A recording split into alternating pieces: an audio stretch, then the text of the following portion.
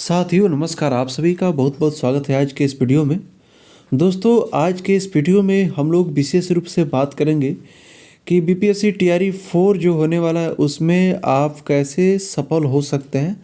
अगर आप BPSC TRE 1, TRE 2, TRE 3 इन तीनों एग्ज़ाम में लगातार असफल हो रहे हैं तो कहीं पे ना कहीं पे हो सकता है कि इसमें देखिए पूरी तरह से एक आपके मेहनत के साथ साथ मैं ये खुद मानता हूँ कि लक के ऊपर भी डिपेंड करता है, लेकिन थोड़ा बहुत इस पे ज़रूर ध्यान देना चाहिए कि आपसे क्या गलती हो रही है, किस चीज़ पे ध्यान देना चाहिए। इन सारी चीज़ें पर हम लोग बात करेंगे। कुछ छोटी छोटी बातें होती हैं जो अक्सर जहाँ पे ध्यान नहीं दे पाते हैं और जिसके कारण असफलता मिल जाती है। जहाँ तक मेरा अनुभव है उसके आधार पे हम लोग बात करेंगे। हो सकता है आपका अनुभव कुछ और हो और आप उसी अनुभव के साथ सफल हुए भी होंगे या हो भी सकते हैं, लेकिन मेरा जो ओपिनियन है मैं इस वीडियो में रखूँगा। जैसा कि आप सभी को पता है कि मैं इस बार टीआरई 3 में सफल हो गया हूँ फाइनली। और जिस आधार पे, जिस नियम से मैं जो अपना पढ़ाई किया था, जिस ढंग से मैं पढ़ा था, उस ढंग को मैं आप सभी के समक्ष रखूँगा कि किस तरह से मैंने तैयारी किया था, उस पर हम लोग बात करेंगे। तो देखिए सबसे पहले हम बता दें कि कितने समय पढ़े। क्वेश्चन आता है कि कितने घंटे पढ़ें, कितने समय तक पढ़ें, कब पढ़ें, रात में पढ़ें या दिन में पढ़ें, कैसे पढ़ें। तो मेरा ये मानना है कि ये टोटली आपके ऊपर डिपेंड करता है कि आप रात में पढ़ने के लिए मतलब कि ज़्यादा कंफर्ट जोन में है या दिन में पढ़ने के लिए ज़्यादा कंफर्ट जोन में है। ये आपको तय करना है, आपको देखना है कि आप किस ढंग से ज़्यादा बेटर कर पा रहे हैं। रही बात ये दिन और रात की, और अब आता है कि कितने समय पढ़ें, 4 घंटे पढ़ें या 10 घंटे पढ़ें या 12 घंटे पढ़ें। तो देखिए मैटर नहीं करता है कि आप 12 घंटे पढ़ेंगे तो ही आपकी तैयारी बढ़िया से हो पाएगी। अगर आप 10 घंटे ही पढ़ रहे हैं और लगातार केवल किताब देख रहे हैं, बस टाइम पास कर रहे हैं, बातचीत कर रहे हैं बीच बीच में, तो फिर इसका कोई मतलब नहीं बनता है। अगर आप 6 घंटे ही पढ़ रहे हैं और सीरियस होकर के पढ़ रहे हैं, सिलेबस के अनुसार से पढ़ रहे हैं और अच्छे तरीके से पढ़ रहे हैं। अब अच्छे तरीके में क्या आता है इस पे हम लोग थोड़ा सा बात कर लेंगे। देखिए होता क्या क्या है कि अक्सर विद्यार्थी, जैसे मैं उदाहरण के लिए बोल रहा हूँ कि अगर ज्योग्राफी को पढ़ना शुरू करेंगे तो लगातार 5 घंटे ज्योग्राफी पढ़ते ही रह जाएंगे। इसमें होता क्या है कि माइंड पूरी तरह से बोरिंग हो जाता है और कुछ चीज़ें समझ में आती है और कुछ चीज़ें थोड़ा सा बोरिंग लगने के कारण मतलब कि उबाऊ लगने लगता है, आपको उब जाते हैं उससे। तो मैंने जो ट्रिक अपनाया था, जैसे कि मान लीजिए अगर हम 6 घंटे पढ़ने हैं तो उसमें 6 घंटे में 1.5-2 घंटे एक सब्जेक्ट पढ़ लिए, 1.5-2 घंटे एक सब्जेक्ट पढ़ लिए, 1.5-2 घंटे एक सब्जेक्ट पढ़ लिए। ऐसे करके बदल बदल कर पढ़ने से, और आप मार्किंग करते जाइए कि मैंने क्या पढ़ा, कितना पढ़ा, और वैसे करके बदल बदल के पढ़ने से थोड़ा सा नियंत्रण भी बदलता है और बनता है, उस पर अच्छा लगता है, मन लगता है।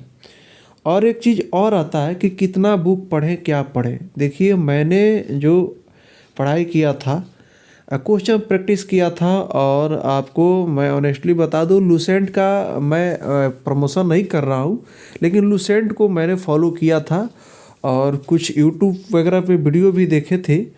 जीएस वगैरह के लिए, करंट अफेयर्स वगैरह के लिए भी तमाम चीज़ें पढ़ी हुई हैं, आप उसको देख सकते हैं, आप अपने ढंग से उसको पढ़ सकते हैं। लेकिन ये एक चीज़ ध्यान रखिए कि आप जो भी पढ़ रहे हैं उसको ईमानदारी से पढ़िए।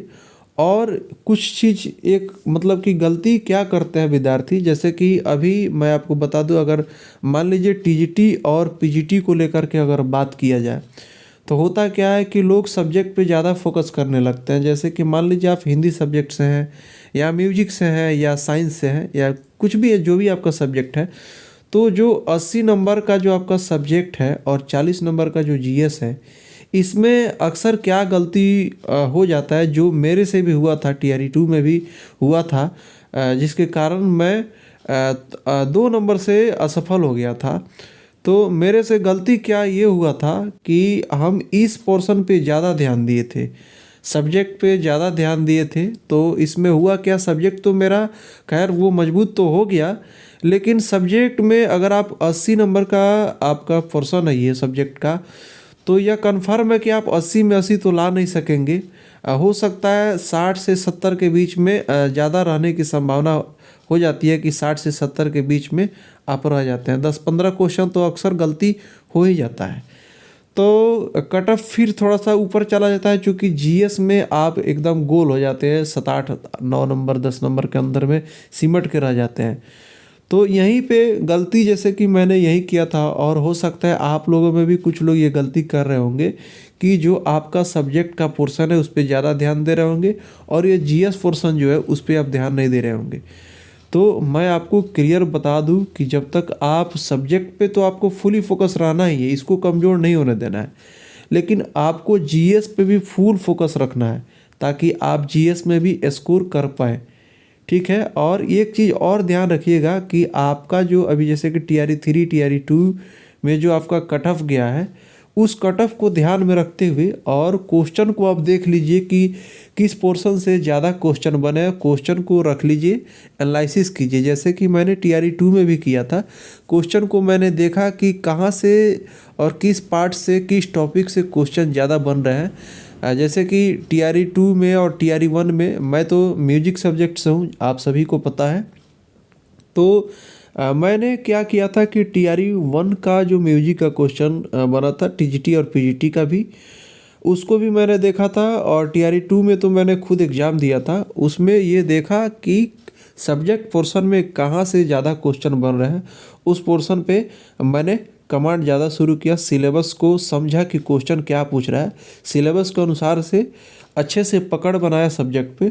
उसके बाद में जीएस पे भी मैंने देखा। अभी मैं आपको बता दूं, बहुत सारे विद्यार्थियों के द्वारा यह गलती किया जा रहा होगा। जैसे कि आपको बता दूं कि टीजीटी पीजीटी में आपका जो जीएस है उसमें आपका प्राचीन इतिहास नहीं पूछा जाता है और आपका पॉलिटिकल नहीं पूछा जाता है। लेकिन मुझे विश्वास है कि जैसा कि आप सभी में अगर कोई वीडियो देख रहे होंगे तो इसमें से कुछ ऐसे लोग होंगे जो ज़रूर इस टॉपिक को पढ़ रहे होंगे, प्राचीन इतिहास भी पढ़ रहे होंगे और पॉलिटिकल भी पढ़ रहे होंगे।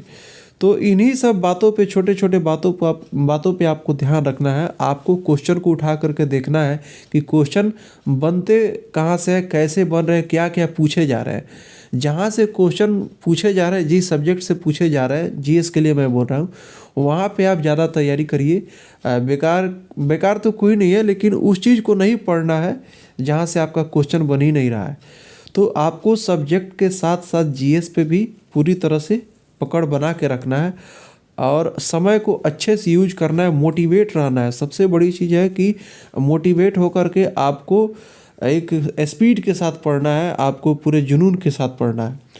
और एक चीज़ और क्या होता है कि एग्ज़ाम हॉल में बहुत सारे लोग सावधानी नहीं नहीं रखते हैं। उसमें होता क्या है कि आप हड़बड़ी में रोल नंबर ही कुछ गलती कर दिए, वहाँ पे आपके माइंड पे प्रेशर बन जाता है, या आप पहले ही सोचने लगते हैं कि क्वेश्चन किस तरह से आएगा, क्या होगा, कहीं हम फेल तो ना हो जाएं, या ज़्यादा एक्साइटेड हो जाते हैं कि इस बार तो मैं एकदम टॉप ही कर जाऊँगा।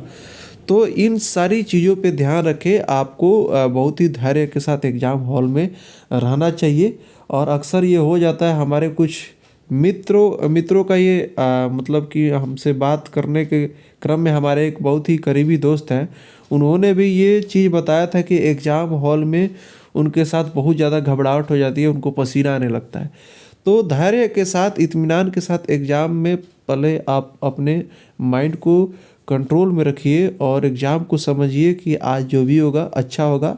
और सबसे पहले आप सावधानी से हर चीज़ भरिए और इस चीज़ पे ध्यान रखिए कि आपका जो टाइम मैनेजमेंट है उस पे भी फोकस रहना चाहिए कि आपको पहले लैंग्वेज बना लीजिए, फिर आप अपने हिसाब से कर सकते हैं, लेकिन आप समय के अंदर में इस ढंग से आप खुद को कंट्रोल कीजिए कि मैं किस तरह से बनाना शुरू करूँगा। तो मेरा ये जो रणनीति है, मैं सबसे पहले लैंग्वेज बनाने का प्रेफर करूँगा कि आप अपना पहले लैंग्वेज बना लीजिए, फिर उसके बाद में आप अपना जो सब्जेक्ट है उसको बना लीजिए, उसके बाद में आप जीएस के सेक्शन में आइए। इस ढंग से मैंने अपना रणनीति बनाया था।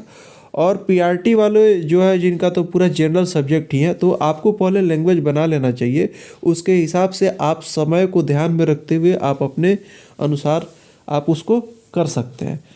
तो जैसा कि जो भी मुझे लगा मैं इस वीडियो में बताया हूँ। आप और क्या जानना चाहते हैं कमेंट में मुझे ज़रूर बताइएगा, ताकि मैं आपको उस पर भी एक वीडियो बना सकूँ। इस विषय पे भी कमेंट आया था पिछले कुछ दिन पहले, तो मैं उस पर एक वीडियो बना दिया। और जैसा कि आप सभी को पता है कि हमारे इस चैनल पे क्वेश्चन प्रैक्टिस आपके सब्जेक्ट के साथ साथ जीएस का भी शुरू हो गया है। म्यूजिक का तो चल ही रहा था और ऑलरेडी मैं प्लेलिस्ट बना चुका हूँ।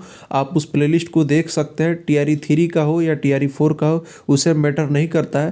क्वेश्चन होता है, किसी भी एग्जाम का क्वेश्चन हो, वो क्वेश्चन कभी पुराना नहीं होता है। तो आप प्लेलिस्ट जा करके म्यूजिक का तैयारी कर सकते हैं। बहुत सारे हज़ारों क्वेश्चन को मैं करा चुका हूँ। और साथ साथ आप सभी देख रहे हैं कि आपके जीएस का भी तैयारी शुरू कर दिया गया है। आप खुद से भी पढ़ते रहें, और जैसे ही एग्ज़ाम का नोटिफिकेशन आता है फिर आपको एक गति के साथ तैयारी हमारे चैनल के साथ मिलेगा। तो चैनल पे नए हैं तो चैनल को ज़रूर सब्सक्राइब कर लीजिएगा। तो चलिए साथियों, मिलते हैं नेक्स्ट वीडियो में।